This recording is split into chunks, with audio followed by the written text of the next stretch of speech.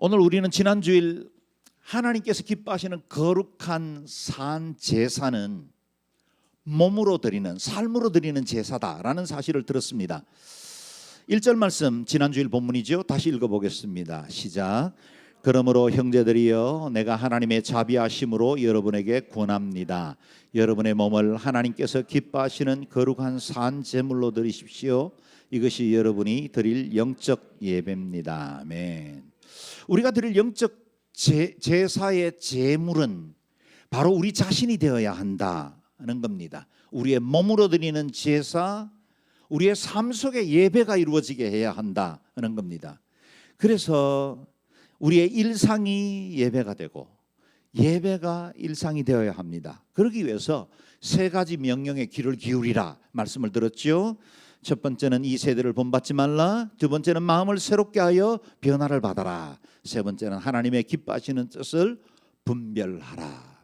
그래야 온전한 산제사, 하나님 기뻐하시는 몸의 예배를 드릴 수 있다 말씀을 들었습니다. 그리고 이어지는 교회의 본질과 같은 교회의 중요한 정의를 우리가 듣게 되었죠. 세 가지로 정리했습니다. 우리는 한 몸으로 교회를 이루고 있습니다. 그리고 몸인 교회에는 각각 다른 많은 지체들이 있습니다. 각각의 지체들은 서로를 위해서 존재해야 합니다. 이와 같이 그리스도의 몸인 교회는 개인이 아니라 공동체로 존재합니다. 이곳에 우리가 함께 모여있는 영종 온누리교회 개척에 함께하는 성도들 중에는 굉장히 다양한 배경을 가지고 있는 성도들이 한 자리에 모여서 한 몸을 이루게 되었습니다. 이전에 인천과 부천과 서빙고에서 신앙생활하던 이미 온누리교회를 소속이 돼서 예배하고 있는 성도들도 있는가 하면 이곳 영종도에서 처음으로 온누리교회를 만나고 예배를 시작하신 분들도 있습니다. 우리 중에는 연로하신 분들도 있고 또 젊은 가정들도 많이 있습니다. 타지에서 살다가 영종도에 들어와서 신앙생활을 하는 분이 있는가 하면 이곳 영종도에서 평생 살아오신 원주민 성도들도 있습니다. 신앙으로 열심히 있는 분들도 있지만 평생 교회에 처음 나왔다는 한 성도도 지난 주일날 만나보았습니다. 한국인이 대부분이지만 우리 중에는 미국인도 있고 중국인도 함께 예배하고 있습니다. 얼마나 다양합니까? 이것이 교회입니다. 교회는 다양한 배경과 여러 성품과 각양의 기질을 가지고 있지만 머리 대신 그리스도를 나의 구주로 믿는 사람들에 의해서 한 몸인 교회를 구성하고 있다는 겁니다. 그래서 우리의 모든 차이를 뛰어넘은 그리스도의 사랑 안에서 우리가 성령의 매는줄로 하나 되게 할 수 있게 하신 것입니다.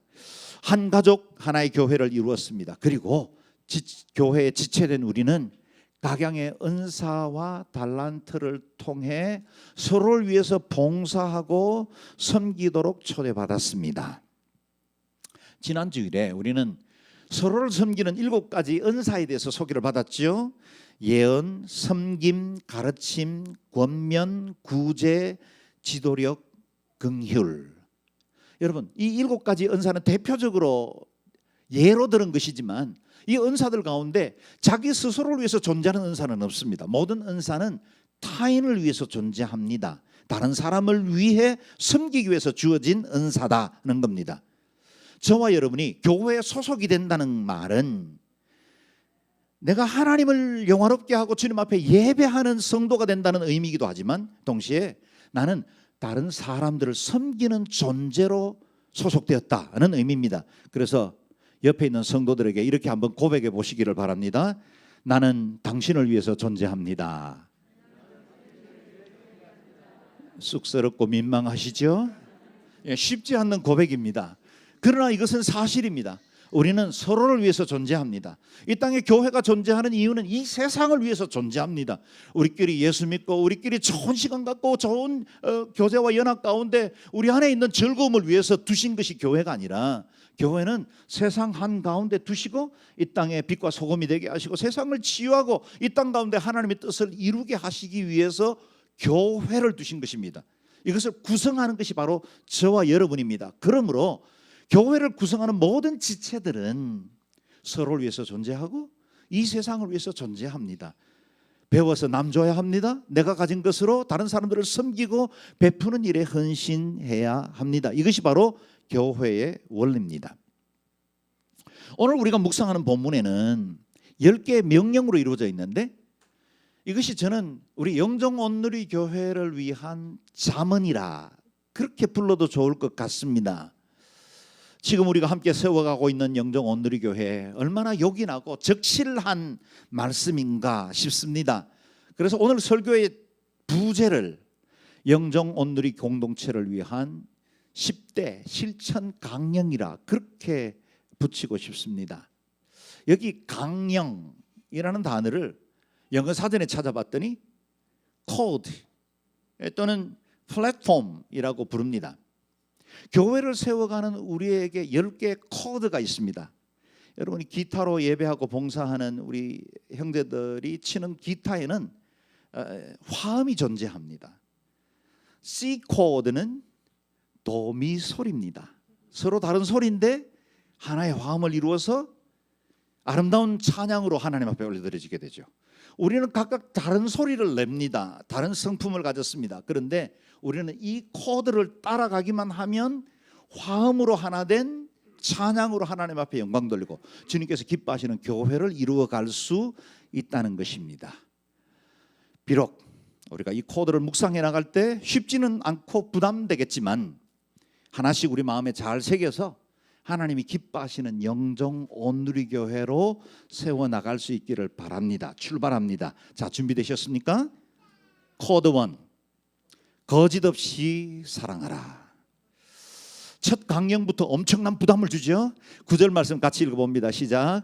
사랑에는 거짓이 없어야 합니다. 악한 것을 미워하고 선한 것을 붙드십시오. 아멘. 사랑에는 거짓이라는 불순물이 들어가지 않아야 한다라고 하십니다.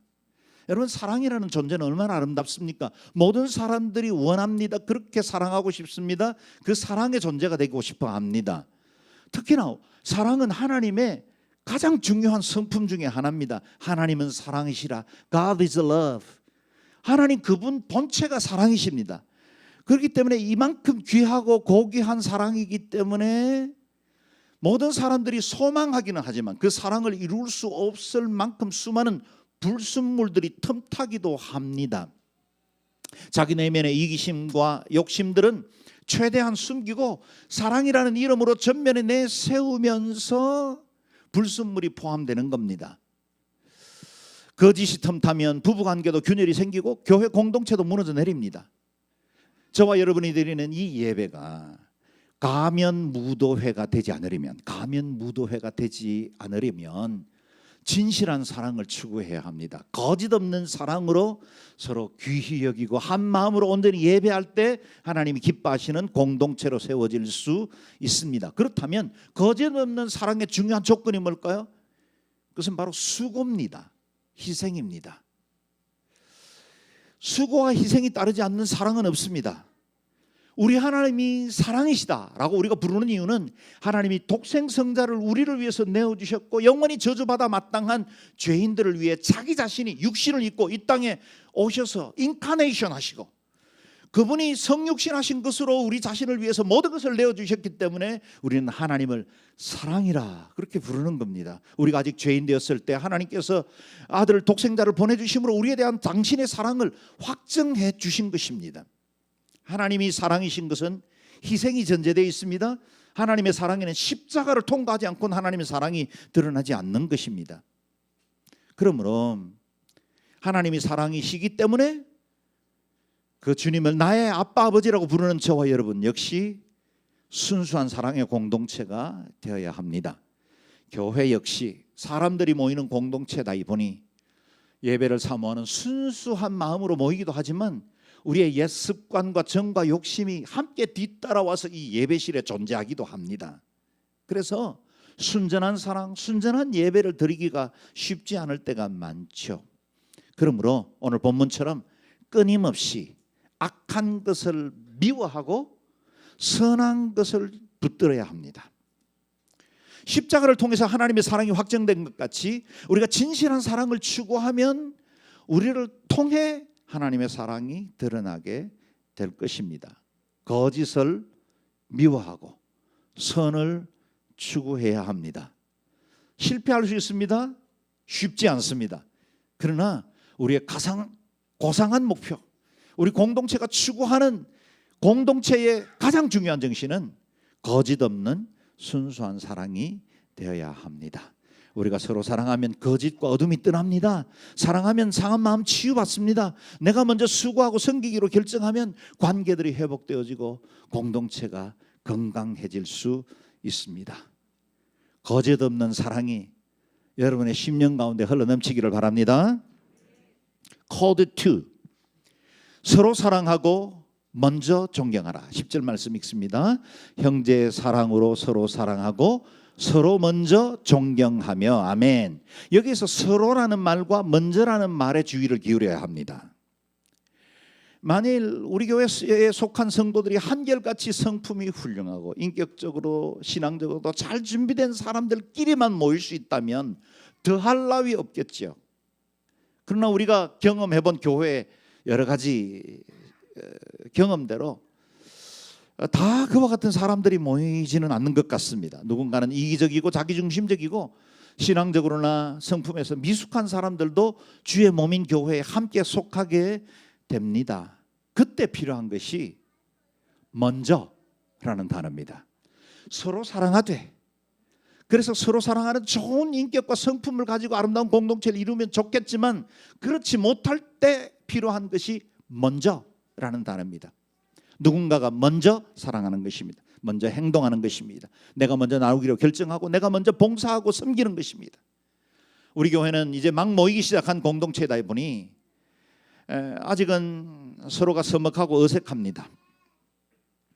다른 성도들이 만약 준비되지 않았고 교제 공동체로 깊이 들어올 수 있는 마음이 아직 예비되지 않았다면 누군가가 먼저 다가가서 손 내밀고 교제의 손을 잡아주어야 합니다.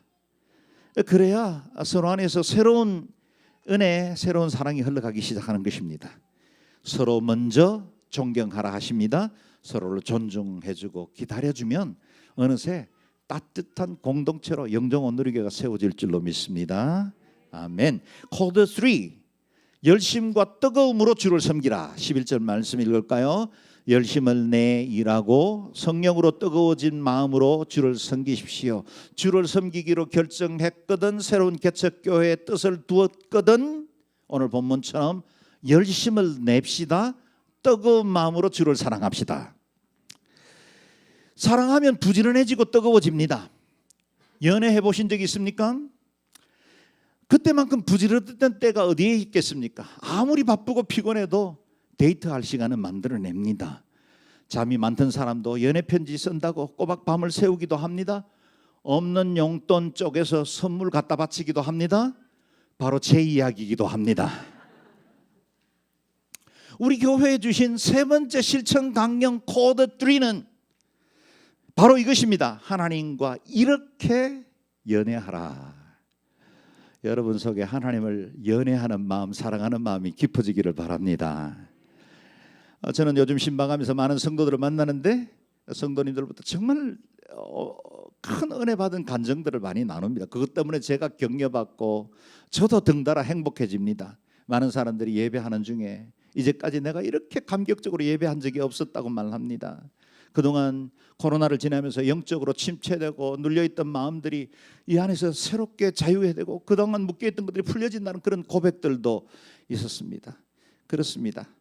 이곳에 예배하는 모든 성도들이 그리스도 안에서 새로운 열정과 사랑으로 충만케 되기를 바랍니다. 그렇다면 내가 마음을 한번 작정해서 이렇게 새 마음이 생겼을까요? 그렇지 않습니다. 성령님이 우리의 마음을 새롭게 하신 것입니다. 성령님이 뜨겁게 하신 것입니다. 성령님께서 사모하는 마음을 주셨고 또 새로운 꿈과 열정을 허락해 주신 것입니다. 성령님 앞에 자신을 내어놓으십시오. 그러면 여러분 안에 하나님과의 새로운 신혼생활이 시작될 줄로 믿습니다. 뜨겁게 사랑하면 교회 이렇게 불편한 공간이 문제가 되겠습니까? 아직은 차세대를 위해서 제대로 준비되지도 못한 우리 영정 온누리 이 임시 예배처 모든 장애, 모든 한계들을 뛰어넘을 수 있습니다. 서로 사랑하면 작은 단칸방이 문제겠습니까? 반지하 빌딩이 문제겠습니까? 사랑하면 모든 것을 능가합니다. 하나님을 사랑하는 마음이 여러분 안에 있는 모든 장애들을 뛰어넘는 은혜가 되시기를 주의 이름으로 축원합니다. 아멘. 코드 4. 환난 중에도 소망 가운데 참으며 기도에 힘쓰라. 12절 말씀이죠. 읽겠습니다. 소망 가운데 기뻐하고 환난 가운데 참으며 기도에 항상 힘쓰십시오. 아멘. 환난 가운데 이길 수 있는 힘은, 근거는 소망으로부터 비롯됩니다. 지금 내가 어떤 고통을 당하고 어떤 질병에 사로잡혀 있고 경제적인 어려움을 겪는다 할지라도 이 환난은 잠시 있다 사라지는 것이고 곧 이것으로부터 자유케 될 것이라는 소망만 있으면 이겨냅니다. 여러분 사우나에 불 감아 들어가 보신 적 있습니까? 정말 뜨겁죠. 저는 제대로 잘 못 견딥니다. 그런데 거기 들어가서도 사람들이 시원하다고 말하면서 견디는 이유가 뭘까요? 거기 문이 있기 때문입니다. 언제든지 내가 원하면 문 열고 나갈 수 있기 때문에 사람들은 그 뜨거운데도 견디는 거예요. 여러분 우리 안에 있는 고통과 여러 가지 어려움, 시련들이 없지 않지만 때로는 질병에 들기도 하고 사업에 실패하기도 하지만 우리가 소망을 갖고 이길 수 있는 근거는 이것은 잠시 있다가 사라지는 것이요 장차 나타날 영광과는 좋게 비교할 수 없는 것이라는 사실을 우리가 믿음으로 알기 때문에 우리는 승리할 수 있는 것입니다. 사람들이 왜 절망하고 삶을 포기합니까? 미래가 없다고 여기기 때문입니다. 왜 사람들이 불안하고 매사에 조급해야 할까요? 미지의 시간, 미래에 가보지 않은 시간에 어떤 일들이 일어나지 모를 것이라는 불안 때문에 생기는 것입니다. 그렇다면 저와 여러분, 예수 그리스도의 사람들에게 절망이란 어울리지 않습니다. 우리는 미래도 있고 소망도 확실합니다. 우리의 삶을 이끄시는 주관자가 하나님이시기 때문입니다. 신실하신 하나님, 완전하신 하나님이 내 삶을 이끌고 계십니다. 세상 끝날까지 내가 너희와 항상 함께 있으리라 약속하신 그분은 하늘과 땅의 모든 권세를 가지신 분이십니다. 그 능력의 주님이 우리와 끝까지 함께 하신다고 약속하셨는데 우리의 미래에 무엇이 불안하겠습니까? 우리는 보증된 것입니다. 하나님이 주신 그 은혜의 약속을 붙들기만 하면 소망 가운데 승리할 수 있습니다. 그럼에도 불구하고 우리가 자주 약하고 넘어지는 이유는 우리 속에 소망을 붙들 만한 기도의 시간을 들이지 않기 때문일 거예요. 내 약한 믿음, 이 환경 앞에 쉬 낙심하는 연약함 때문에 기도가 필요한 것입니다. 그래서 오늘 본문에도 기도에 힘쓰라는 겁니다. 기도하면 문제가 작아 보입니다. 기도하면 나를 짓누르고 있는 그 환경이 크게 문제되지 않습니다. 기도하면 이겨낼 수 있습니다. 기도하면 소망을 갖습니다. 기도하면 직면한 현실보다는 최후의 승리를 바라볼 수 있게 됩니다. 기도에 항상 힘쓰십시오. 기도가 기적을 일으킵니다. 기도가 세상을 이길 힘을 주실 줄로 믿습니다. 코드 5. 성도와 나그네 대접하는 일에 힘쓰라. 13절 말씀 함께 읽습니다.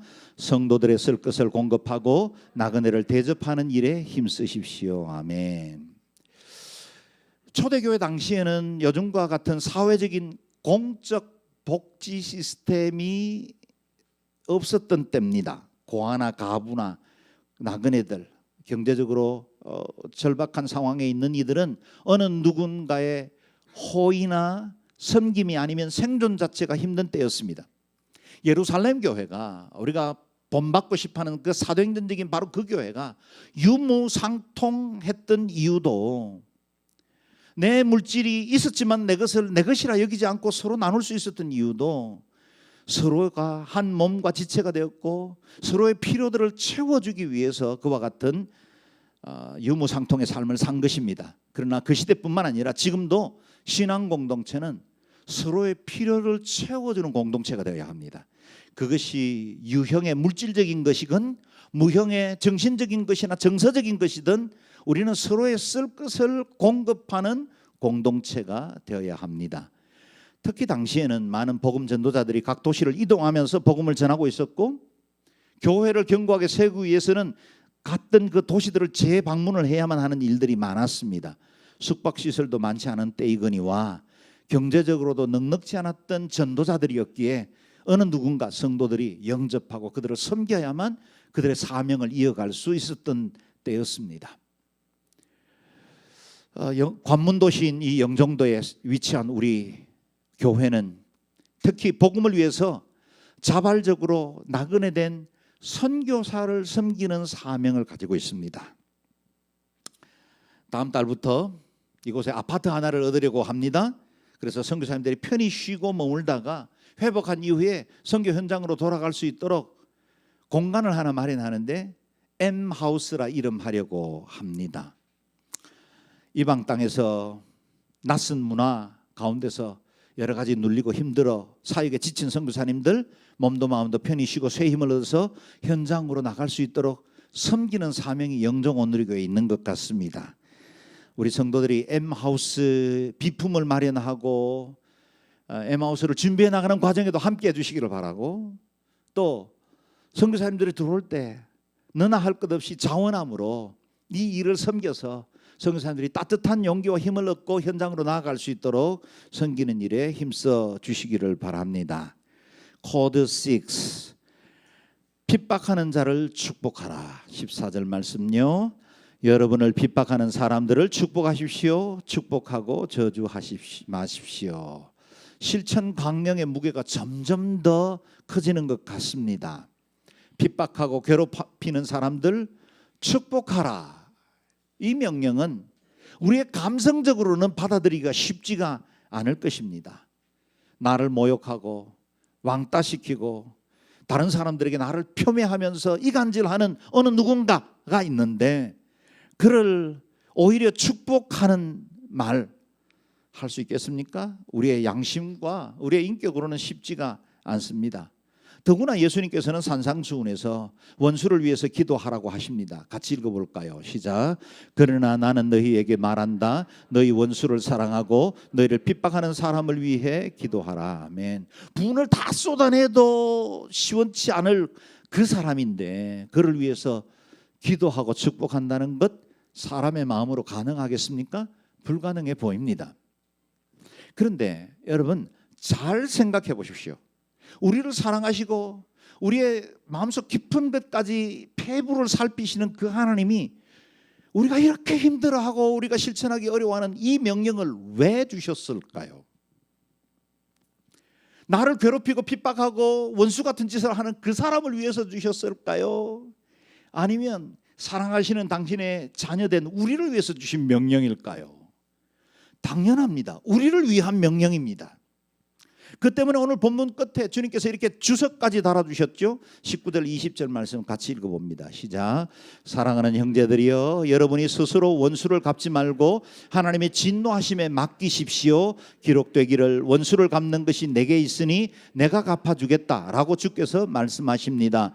내 원수가 굶주려 있으면 먹이고 목말라 하면 마실 것을 주어라. 이로써 내가 그의 머리 위에 숯불을 쌓을 것이다. 아멘. 성도를 괴롭히고 저와 여러분을 힘들게 하는 사람 그냥 두겠다는 말씀입니까? 아니요. 하나님께서 갚겠다고 하십니다. 단지 우리 스스로 원수 갚는 일은 하지 말라고 하십니다. 우리가 원수를 갚으려고 하면 더 큰 문제와 아픔을 남길 때가 많죠. 우리는 분한 마음 보복하려고 더 큰 가해를 상대방에게 안기기도 하죠.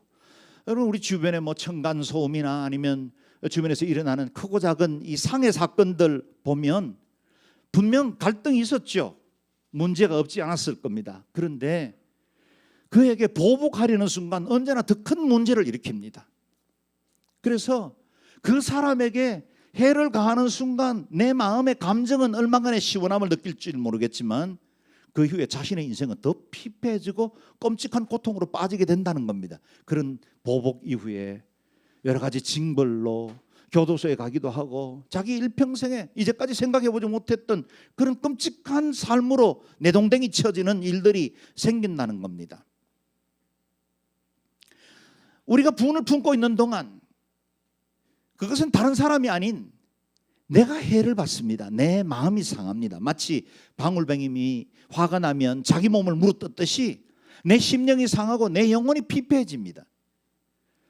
소설가 빅토르 위고는 용서하지 못한 마음을 풍랑으로 흔들리는 배 안에 묶여있지 않은 대포와 같다, 이렇게 표현을 했습니다. 여러분, 과거에 대포에 큰 바퀴들이 있죠. 그런데 이것이 배에 실었으면 아주 견고한 줄로 잘 묶여져 있어야 되는데 그것이 끊어지면 풍랑 때문에 배가 이리저리로 흔들릴 때 이 포가 이리 밀리면서 저리 밀리면서 상하게 합니다. 뭘요? 배를요. 여러분, 내 안에 있는 분노, 용서하지 못하는 마음, 서운한 감정들 누구를 상하게 할까요? 나를 상하게 합니다. 내 인생이 피폐해집니다. 하나님은 우리의 마음을 잘 아십니다. 그래서 우리를 위하여, 저와 여러분을 위하여 원수를 축복하고 용서하라고 하십니다. 나를 위한 하나님의 배려입니다. 대신 공의로우신 하나님께서 내가 갚으마 하십니다. 그분은 절대로 잊어버리거나 그분은 말씀하신 것에 실현을 하지 않는 분이시죠. 말씀하시면 반드시 이루시는 하나님이십니다. 그분이 보증하시기를 내가 반드시 갚아주겠다. 우리에게 주어진 역할은 원수를 먹이우고 원수 목마른 것에 물을 공급해 주는 역할을 하기만 하면 숯불은 하나님이 쌓으시겠다 하는 겁니다. 우리는 손끝 하나 되지 않아도 괜찮습니다. 우리는 상하지 않아도 괜찮습니다. 하나님이 행하십니다. 그런데 모든 것들을 공의로우신 하나님의 뜻 가운데 선을 이루고야 마시는 겁니다. 우리에게도 이와 같은 아름다운 신앙적인 모범이 있죠. 우리 예수님은 십자가의 처절한 고통 속에도 십자가에 못 박은 그들을 용서해 주시기를 하나님 앞에 기도했습니다. 첫 순교자 스데반 역시 주님의 마음을 본받아 돌에 맞아 죽어가면서도 핍박하는 자를 위해서 용서의 기도를 드렸죠. 바울은 디모데 후서 4장에서 구리장색 알렉산더가 자신에게 많은 해를 끼쳤지만 바울 자신이 직접 그에게 보복하지 않고 오히려 하나님께서 그를 다루시도록 내어 맡기는 아름다운 고백을 우리에게 남겨주었습니다. 가까운 한국에 자신의 두 아들을 죽게 만든 공산주의자를 용서하고 양아들로 삼아서 주님의 사랑을 몸으로 보여주셨던 손양은 목사님, 이 말씀이 이루어질 때 하나님께서 얼마나 아름다운 공동체를 이루는지를 우리에게 몸소 보여주었죠. 어떻게 핍박하는 자를 축복할 수 있을까요? 내 양심으로, 내 알량한 인격으로. 어떻게 나를 괴롭히는 사람들에게 내가 오히려 먹이우고 마시우게 할 수 있을까요? 역할 구분을 잘해야 합니다. 사랑하는 여러분, 우리의 역할과 하나님의 역할을 분별하시면 됩니다. 우리에게 맡기신 명령을 우리가 준행하면 나머지 역할은 하나님이 행하십니다. 하나님이 원수를 갚아주십니다. 하나님이 그를 징계하실 것입니다. 향나무는 자신을 찍은 도끼에도 향기를 남긴다고 하지 않습니까? 나를 힘들게 하고 내 마음을 이렇게 한 사람이라 할지라도 그들에게 예수 그리스도의 향기를 남길 수 있기를 바랍니다. 코드 7, 7번째 실천 강령이죠. 함께 기뻐하고 함께 울라. 15절 말씀 읽습니다. 기뻐하는 사람들과 함께 기뻐하고 우는 사람들과 함께 우십시오. 아멘. 교회는 한 몸을 이룬 공감 공동체입니다. 반복할까요? 교회는 한 몸을 이룬 공감 공동체입니다. 우리는 주님의 몸에 속해 있는 지체들입니다. 한 몸에 있습니다. 다른 지체들의 기쁨과 슬픔을 당연히 함께 나누게 되어 있습니다. 실제로 우리의 모든 지체들은 모든 고통과 영광을 함께 나누지요. 못을 박다가 내가 친 망치에 내 손가락이 하나 찍혔다고 한번 생각해 보세요. 끔찍하지요. 그런데 그 고통이 손가락 끝에 그치지 않습니다. 온몸이 함께 그냥 절규하듯이 고통을 받습니다. 이것이 한 몸입니다. 달리기를 잘해서 머리에 월계관을 썼습니다. 머리만 영광받은 게 아닙니다. 온몸이 함께 영광을 받은 것입니다.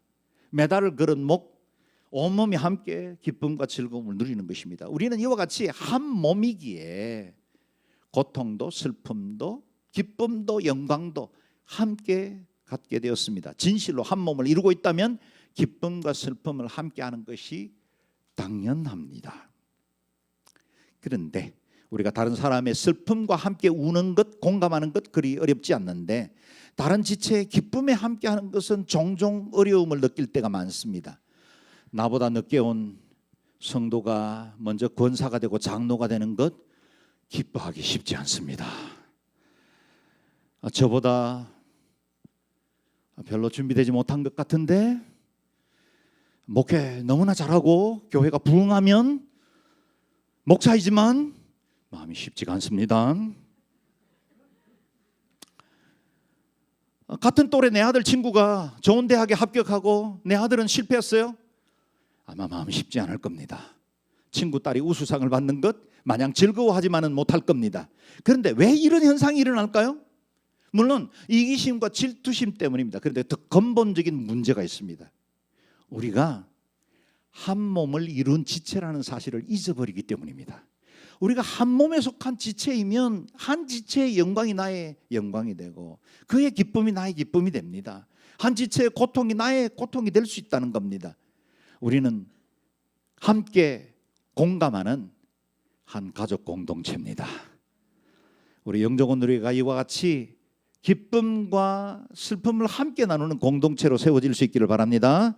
아멘. 코드 8 교만을 버리고 낮은 자와 함께 하라. 16절 말씀이지요. 시작. 서로 마음을 같이 하고 교만한 마음을 품지 말며 오히려 비천한 사람과 사귀고 스스로 지혜 있는 채 마십시오. 아멘. 교회에는 어떤 우열도 존재하지 않습니다. 십자가 아래 모든 사람들은 언제나 평등합니다. 가진 자와 갖지 못한 자, 배운 자와 배우지 못한 자가 구분해서는 안 됩니다. 중직자와 초신자가 나눠질 수 없습니다. 좀 더 신앙이 좋은 사람과 나쁜 사람이 구분되어서는 안 됩니다. 오늘 본문에는 보면 마음을 높은 데 두지 말라고 하십니다. 여러분, 내가 높아서가 아니라 마음을 높은 데 두기 때문에 교만이 되는 것입니다. 서로 같은 마음을 품어라. 서로 함께 그리스도 안에서 한 공동체 되고 서로 지체된 자의 마음을 품으라는 겁니다. 물론 교회 공동체 안에도 어떤 영역에서 다른 한 사람은 또 다른 사람에 대해서 더 뛰어나거나 더 나은 형편과 상황 중에 있는 분들이 없지 않습니다. 또 어떤 사람은 더 어렵고 결핍된 상황 가운데 있는 분들도 없지 않습니다. 그러나 이 모든 배경과 환경과 상관없이 그 누구도 교만해서는 안 되고 한 마음으로 서로를 귀히 여길 수 있어야 합니다. 하나님은 교만한 자를 좋아하지 않습니다. 하나님은 마음이 교만한 자를 싫어하십니다. 교만은 패망의 선봉이요 교만한 사람 마음은 넘어짐의 앞잡이라 하십니다. 하나님은 교만한 자를 대적하신다고 하십니다. 우리가 다 한 몸에 속해 있는데 어찌 다른 지체들에게 교만 떨 수 있겠습니까? 우리는 서로 귀히 여기고 의지하며 한 마음을 가지는 성도가 되어야 합니다. 이 시대에 존경받는 영성가요 최고의 지성으로 예일대와 하버드 신학부 교수로 있었던 헨리 나우에는 그의 인생의 노년에 발달장애인 공동체인 데이브레이크에서 남은 생애를 살았습니다. 그는 최고의 지성을 가졌지만 그의 명설교와 주옥과 같은 말씀들을 전혀 이해할 수 없는 발달장애인 형제 자매들과 함께 신앙생활하며 그들을 섬겼습니다. 우리에게 무슨 지혜가 있겠습니까? 더 나은 것이 무엇이 있겠습니까? 우리가 스스로 지혜 있는 채 하는 순간 어리석음에 빠진다는 사실을 기억해야 합니다. 코드 9 악을 버리고 선한 일에 힘쓰라 하십니다. 17절 말씀 아무도 악을 악으로 갚지 말고 모든 사람 앞에서 선한 일을 힘써 행하십시오. 아멘. 악에는 악, 눈에는 눈, 핵에는 핵. 이것이 이 세상의 문제를 풀어가는 방식입니다. 상대편이 내게 주는 것에 더 이상의 값을 갚아내고 하는 것이 사람의 마음이죠. 이 세상의 법정도 악을 막아서기 위해서 정당성이 보장된 또 다른 악을 사용해야만 사회 질서를 유지하는 세상이 되었습니다. 그러나 악으로 악을 갚으면 또 다른 악을 생산할 뿐입니다. 신앙 공동체인 저와 여러분은 다른 원리를 따라야 합니다. 마치 가위바위보에서 부드럽기만 한 보가 강한 바위를 이기듯이 선으로 악을 감싸줌으로 이겨내야 합니다. 악에 지지 말고 선으로 악을 이기십시오. 그래서 원수를 없애는 가장 좋은 방법은 원수를 친구로 만드는 것입니다. 증오를 치유할 수 있는 유일한 약은 용서입니다. 캄캄한 어둠을 물리치는 방법은 빛을 밝히는 방법밖에 없습니다. 악으로 얼어붙은 마음을 녹이는 방법은 선한 온기밖에 없습니다. 그들이 너희 선한 행실을 보고 하늘에 계신 우리 아버지께 영광을 돌리게 하라. 우리 하나님은 선하시지요. 세상이 아무리 악이 관영하고 득세하는 것처럼 보여도 사는 여러분 낙심하지 마십시오. 여러분을 괴롭히고 힘들게 했던 사람이 여전히 이 멀쩡한 하늘 대낮에 떵떵거리며 잘 살고 있더라도 결코 낙심하지 마십시오. 우리 하나님은 살아계십니다. 그분은 공의로우신 분이십니다. 그분의 선은 반드시 이루어지고야 맙니다. 그리고 세상은 선하신 하나님의 통치 아래 있기 때문에 선한 자가 최후의 승리를 얻게 될 것입니다. 마지막 코드 10. 모든 사람과 화평하라. 18절 말씀 읽습니다. 여러분이 할 수만 있다면 모든 사람들과 평화롭게 지내십시오. 아멘. 모든 사람과 평화롭게 지내라 하십니다. 그런데 주석을 달았죠. 할 수만 있으면 이라는 전제가 있습니다. 이 할 수만 있으면 이라는 것은 두 개의 해석이 가능하겠습니다. 먼저 아무리 노력해도 할 수 없는 경우도 있다는 뜻일 겁니다. 우리의 연약함을 아시는 주님께서 실패할 수 있는 우리의 연약함에 여지를 남겨주신 것입니다. 해도 안 되는구나. 너는 최선을 다했는데 이럴 수밖에 없었구나. 우리에게 용서를 허락하시는 여지를 남겨주신 것이죠. 동시에 할 수만 있다면 너의 최선을 다하여라. 너의 모든 것을 다하여 화평을 이루라 라고 말씀하십니다. 고린도후서 5장에는 우리를 화해자의 직분으로 불렀다고 말씀하십니다. 예수 그리스도를 나의 구주로 영접하는 순간 영원한 저주와 사망 가운데 분리되어야만 했던 하나님과 우리 사이에 그리스도의 화평이 이루어졌죠. 동시에 이 사랑을 받은 우리는 모든 사람들 사이에 화평을 이루는 자가 되어야 합니다. 화목케 하는 자의 직분을 가졌습니다. 피스메이커입니다. 저와 여러분은 존재 자체가 평화여야 합니다. 우리가 가는 곳에 평화가 임하고 우리가 만나는 사람들이 화평을 누리게 해야 합니다. 내 감정이나 내 자존심보다 더욱더 주님의 몸을 세워서 화평케 하는 일에 최선을 다해야 합니다. 저는 여러분 진심으로 축복하고 싶습니다. 오늘 예배하는 모든 성도들, 모든 사람들과 화평을 이루시기를 주의 이름으로 축원합니다. 우리가 지금까지 살펴본 영종 온누리교회 공동체를 위한 10대 실천 강령 다시 정리해 봅니다. 제가 코드 1, 2를 부를 때 여러분은 큰 목소리로 이 같은 공동체를 사모하는 마음으로 읽어주시기를 바랍니다. 코드 1, 코드 2, 코드 3, 코드 4, 코드 5, 코드 6, 코드 7, 코드 8, 코드 9, 코드 10. 할렐루야.